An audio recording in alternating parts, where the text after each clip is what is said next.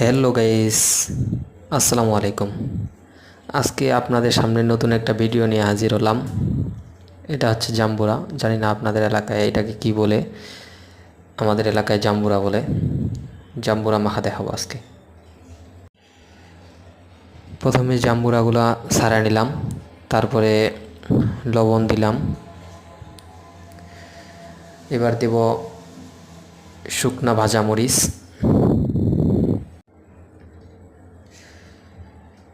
শুকনা ভাজা মরিচগুলো ভালো করে লবণের সাথে ডলে নেব।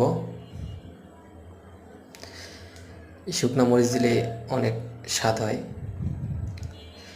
আমি প্রায় খাই, আজকে আপনাদেরকে দেখানোর জন্য ভিডিওটা করলাম। মরিচ ডলা হয়ে গেছে, এবার জাম্বুরাগুলা মাখাই নেব।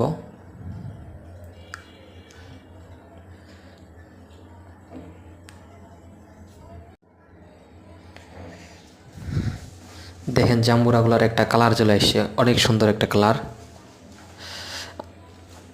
আমার জিভায় জল চলে আসছে, জানি না আপনাদের কী হয়েছে।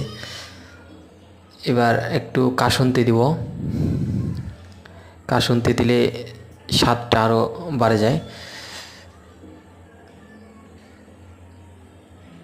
একটু চেক করে দেখি।